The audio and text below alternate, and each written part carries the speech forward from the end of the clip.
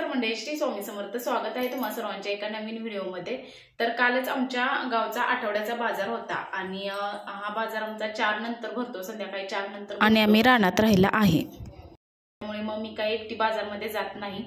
Mister ऑफिसवरून आल्यानंतर मग आम्ही बाजारात जातो. तर काल मला बाजारात जायला वेळ झाला होता, कारण ह्यांना यायला वेळ झाला होता, 7:30 वाजले होते. आणि त्याच्यानंतर मग आम्ही बाजारात गेलो होतो. तर बाजारातून काय काय आणलं आहे आणि मी ते कसं स्टोअर करते हेच मी तुमच्यासोबत आज शेअर करते. तर चला व्हिडिओला सुरुवात करूया. तर इथे बाजारातून आणले, फ्लावर आणलेला आहे. फ्लावर हा मला स्वस्त भेटलेला आहे. कालचा बाजार जरा बऱ्यापैकी स्वस्तच होता. तर फ्लावर आहे, ताजा आहे आणि शेतकऱ्यापासून घेतलेलाच आहे, वापरापासून वगैरे काही घेतलेला नाही. आणि हा मला 10 रुपयाला गड्डा भेटलेला आहे. त्यामुळे खरं खूप म्हणजे छान वाटलं कालचा बाजार करताना. बऱ्यापैकी स्वस्तच होता बाजार. त्यानंतर शेवग्याच्या शेंगा आणलेल्या आहेत, या देखील मला स्वस्तच भेटलेल्या आहेत. या 10 रुपयाला 2 अशा जुड्या भेटलेल्या आहेत. आणि देशी शेवगा आहे, हा चवीला पण छान असतो आणि शेवगा खाल्ल्याला खरंच खूप आपल्या शरीरासाठी चांगला असतो, कारण त्याच्यामध्ये अजीवनसत्व असतं. डोळ्यासाठी हा खूप चांगला असतो आणि त्यामुळे मग शेवगा देखील आणलेला आहे. त्याच्यानंतर वांगी वगैरे आणलेले आहेत, हे देखील स्वस्तच भेटलेले आहेत. वांगी देखील 15 रुपये पावशर होती, तर 15 रुपये पावशरने आणलेले आहेत. त्यानंतर शिमला मिरची आहे, नंतर शिमला मिरची देखील 10 रुपये पावशरनेच भेटलेली आहे. शिमला मिरची आहे.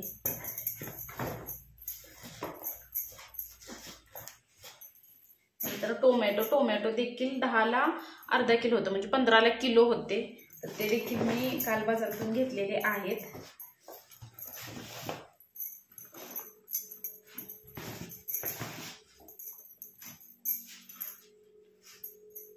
टोमॅटो देखील स्वस्त भेटलेले आहेत काल.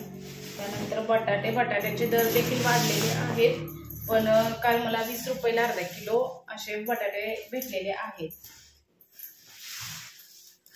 40ला किलो होते, अर्धा किलो घेतले. त्यानंतर कांदे आणलेले आहेत. तर कांदे देखील तसे 30 रुपये 30 रुपये किलोने भेटलेले आहेत. कांद्याचे रेट वाढलेले आहेत, ठीक आहे, 30 रुपये किलोने भेटलेले आहेत कांदे. त्यानंतर मी मिरच्या आणलेल्या आहेत. तर ह्या मिरच्या मी धुवून घेतलेल्या आहेत. धुवून याची देठं काढून घ्यायची आहेत. देठं काढून घेतल्यामुळे काय होतं की या मिरच्या आहेत त्या नासत नाहीत आणि कुजत नाहीत, त्या जास्त दिवस टिकतात. तर जास्त दिवस टिकण्यासाठी आपल्याला याची देठं काढून घ्यायची आहेत आणि धुतल्यानंतर याचं पूर्ण पाणी सुकून द्यायचं आहे, म्हणजे या मिरच्या खराब होत नाहीत. आणि याच्यावरती जरी औषध फवारणी वगैरे केली असली तरी ती काय म्हणजे आपल्या पोटात वगैरे जात नाही धुतल्यामुळे. त्यामुळे मी ह्या नेहमीच मिरच्या धुवून घेत असते. तर इथे मी सगळ्या मिरच्यांची देठं काढून घेत आहे आणि ह्या थोड्याशा ओल्या आहेत. तर आता मी ह्याला सुकून देणार आहे थोडा वेळ आणि मग नंतर मग एका पिशवीमध्ये ठेवणार आहे. त्यानंतर वांगी आहेत, एका कॅरी बॅग मध्ये भरून ठेवणार आहे. आणि वांग फ्रीजमध्ये ठेवल्यानंतर आपण जेव्हा भाजीला घेतो तर एक अर्धा तास किंवा 15-20 मिनिटे वरती काढून ठेवायचं, जेणेकरून काय होतं फ्रीजला ठेवलं की बऱ्याच वेळा असं ऐकलेलं आहे की वांग लवकर शिजलं जात नाही. तर त्याच्यासाठी आपल्याला वांग्याची आमटी करण्या अगोदर ते आपल्याला फ्रीजला ठेवून घ्यायचं आहे. त्यानंतर मी टोमॅटो ठेवणार आहे याच्यामध्ये. तर हे टोमॅटो हे देखील कच्चे असतील तर फ्रीजला ठेवायचे नाहीत. आता इथे एक माझ्याकडे कच्चा टोमॅटो आलेला, याला मी वरतीच ठेवणार आहे, म्हणजे हा लवकर पिकला जाईल. आणि ही ढोबळी मिरची देखील मी याच्यातच ठेवणार आहे, दोन्ही एकत्र स्टोअर करून ठेवत आहे, जेणे की फ्रीजमध्ये देखील जागा बऱ्यापैकी आपल्याला राहते. तर इथे मी ढोबळी मिरची देखील याच्यामध्ये भरून ठेवलेली आहे. त्यानंतर फ्लावर आहे, तर फ्लावर देखील मी एका कॅरी बॅग मध्ये भरून ठेवणार आहे. त्याच्यासाठी एक कॅरी बॅग, तर फ्लावर देखील मी एका कॅरी बॅग मध्ये घालून ठेवत आहे. असं सेम फ्रीजला ठेवणार आहे. त्यानंतर शेवग्याच्या शेंगा आहेत त्या. आता ह्या अख्ख्या शेवग्याच्या शेंगा आपल्याला फ्रीजमध्ये ठेवणं शक्य होत नाही. तर मग मी काय करते, नेहमी शेंगा आणल्यानंतर त्याचे ना छोटे छोटे तुकडे करते, म्हणजे जेणेकरून की माझ्याकडे एक डब्बा आहे शेवग्याच्या शेंगा ठेवण्यासाठी. तर या डब्याच्या आकाराच्या म्हणजे याच्यात बसतील एवढ्या आकाराचे तुकडे करायचे, किंवा मग त्याच्यापेक्षा छोटे जर तुम्ही आपण भाजीला जेवढं करतो तेवढे तुकडे करून ठेवले तरी चालतात, ते काही खराब होत नाहीत फ्रीजमध्ये. तर अशा पद्धतीने मी सगळ्या शेवग्याच्या शेंगांचे तुकडे करून घेणार आहे। म्हणजे ऐन टायमिंगला म्हणजे स्वयंपाक करताना देखील आपली गडबड होत नाही। असे तुकडे केलेले असले शेंगाचे तर पटकन स्वयंपाकाला देखील वेळ लागत नाही करायला। पटकन फ्रीज मधून काढला आणि धुतले शेंग की झालं।